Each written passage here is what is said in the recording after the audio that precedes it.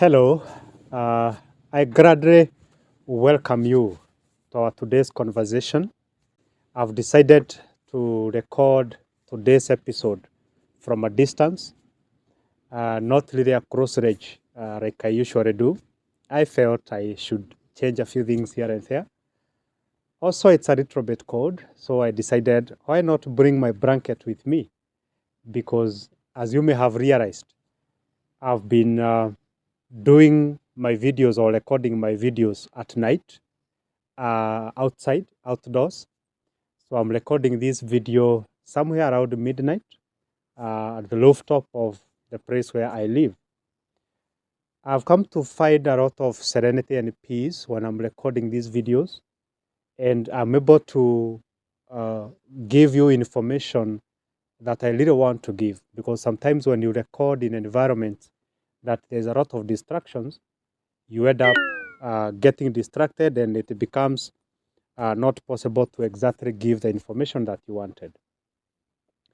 So today we are going to have a very interesting conversation about love and relationship, because I feel that there's a lot of misunderstanding and misrepresentation of what a relationship is and what love really is. Most people, by definition, they will define love as an emotion, which is true, because love, as it is something that you feel as a result of emotions which have been generated by your mind or by your body, as it has been commanded by your thoughts or your mind. That is why you find someone who loves this person and doesn't love the other. But I want to tell you something today, something that probably you may not have heard elsewhere, but I feel it can be able to give you a very clear picture of the reality of love and relationships.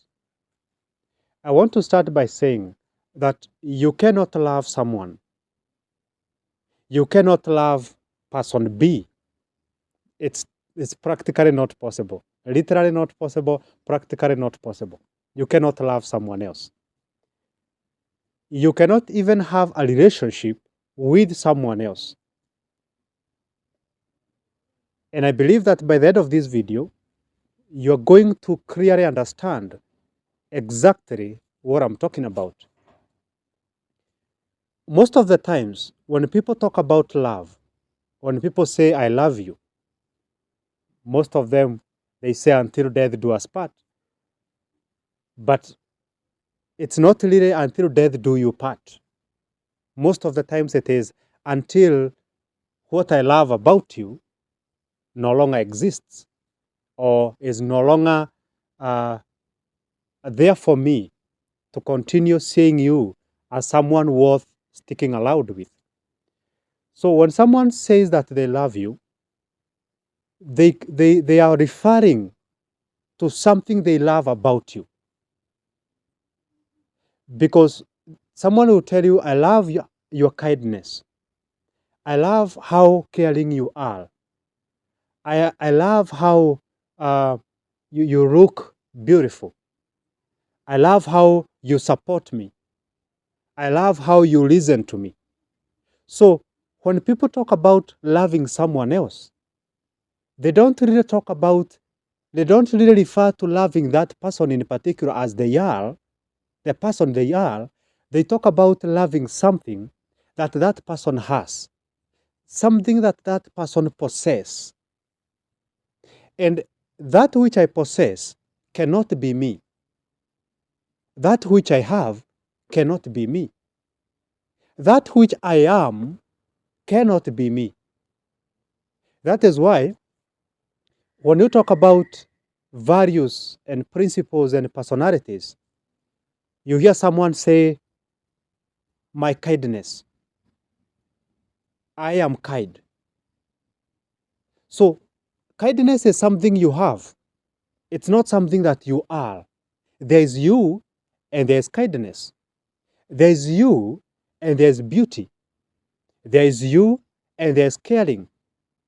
So people love the things you have or the things you've come to be, but not really the person that you are. And the nature of a relationship is this, that there's no relationship that can be between one person and another person. You cannot have a relationship with someone else. You can only have a relationship with yourself. And then the relationship that you have with yourself is reflected through your interactions with other people. So when, for example, let me use the scenario of a romantic relationship. When someone tells you that I love you because you care about me, the reality is this person loves the trait that you have, which is caring, and not exactly you.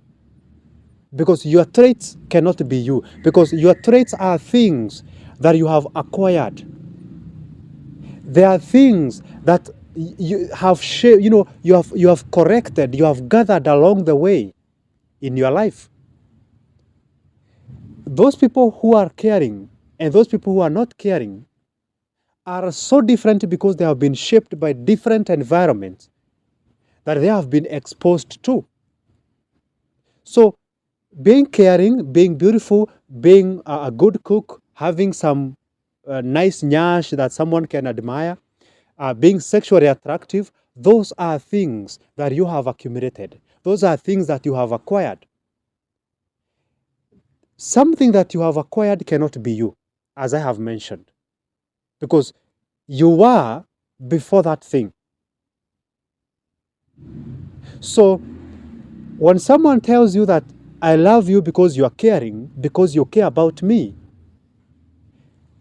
they loved caring before they met you. That's the truth.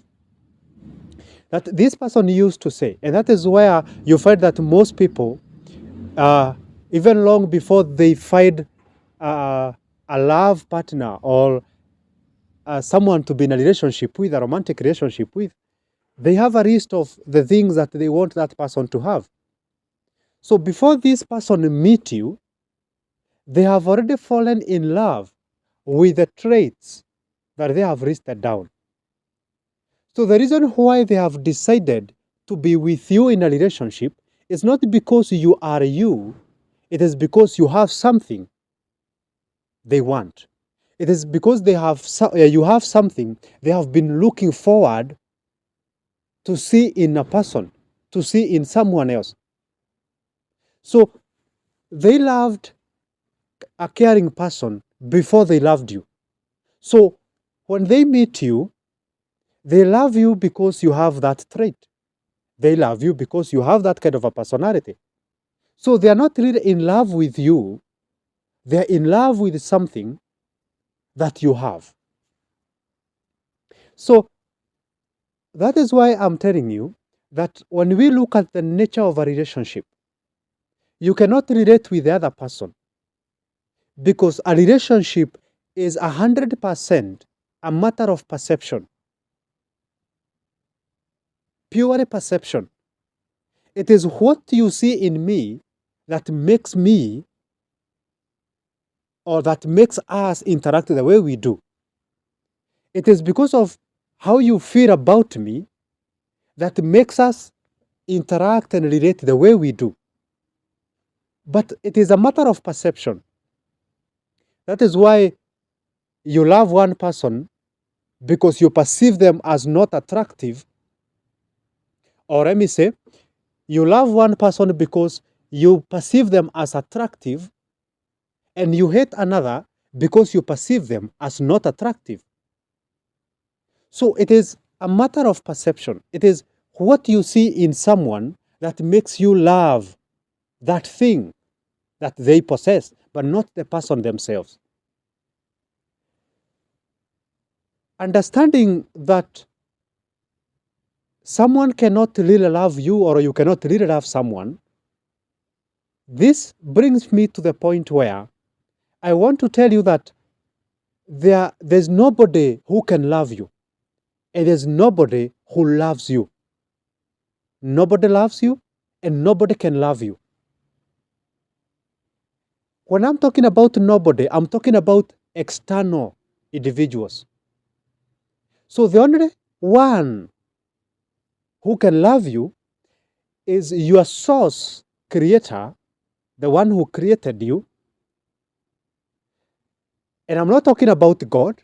Well, you can call him God, you can call it God, whatever the name you want to give your source, the universe, whatever the name you want to give it. So that is the one which can love you unconditionally. There's no any other person who can love you unconditionally other than the source itself and the being that you are. Not the being that you identify yourself to be, because your perceptions about yourself and your identities about yourselves are also an illusion. Because there are so many people who identify themselves with their mind. There are so many people who identify themselves with their careers. There are so many people who identify themselves with their relationships, with the things they do, the things they have. But in reality, if you can be able to tap into the pure being that you are, the being that is one with the source, the being that has never been disconnected with the source, it's just like what Jesus was saying, that the Father, I am the Father, we are one with the Father. I am the Father and the Father is me. So that is the same kind of symbiotic relationship that can make you be able to love yourself. Because a relationship does not go outwards. A relationship can only be, can only happen within, not without, not outside. It can only happen within you. Because any interaction, any relationship is based on feelings and emotions. And there's no way you can transfer, or you can extend your emotion or feeling to the other person. Between you and your friend, between you and your spouse, between you and your children, there's nothing. In reality, there's nothing. What you call a relationship is that feeling. It could be mutual. It could be a one-sided relationship. It is worse when it is a one-sided relationship. But sometimes when it is mutual, the other person feels the way you feel. Then it feels good, but in reality, there's nothing happening between you. Everything is happening within you. Everything is happening where you are. So I'm saying this because every feeling and every emotion is generated and circulated within. And only the other person can decide to absorb the energy that you are releasing, which is based on the emotions that you have. Because your emotions are energy in motion. That is why we call them emotions, energy in motion. So someone can be able to absorb the kind of energy that you are releasing, and they can be able to generate the kind of a feeling or emotion that you have. But one thing that I want you to understand is this. When you get into this illusion of thinking and believing that there's something between you and the other person, then that's where now you get attached to people and things.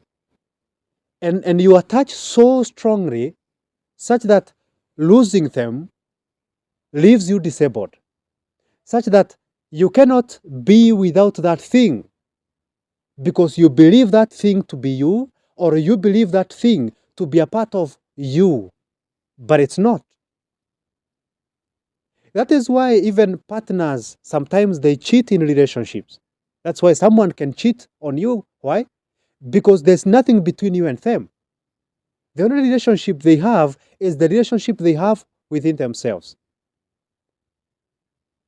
And the most important thing for you to understand is this, that when the relationship you have within yourself is good, is healthy, that now reflects to the interactions that you have with other people.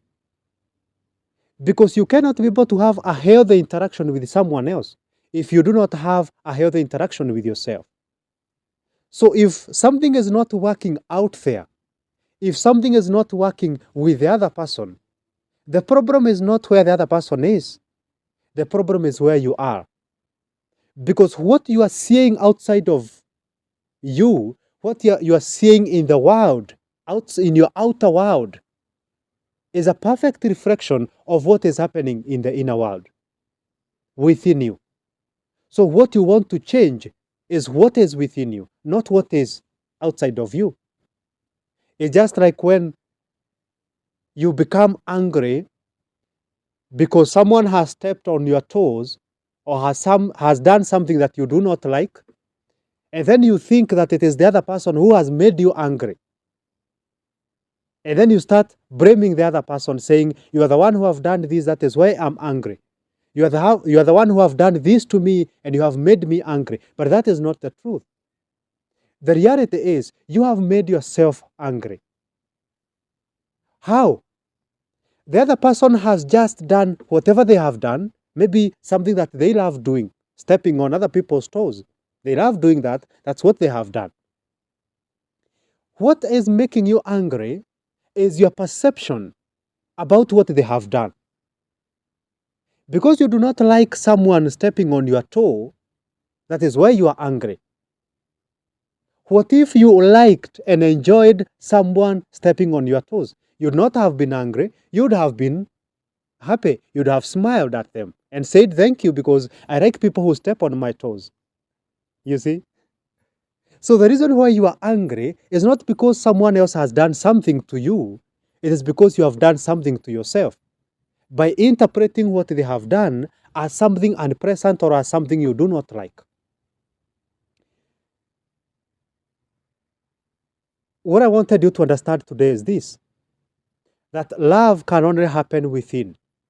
That love and relationship can only be where you are, but not to the other person. So if you do not want to get hurt, learn how to not think and believe that there's something between you and the other person. There's nothing between you and the other person. Everything is in you. Everything is within you.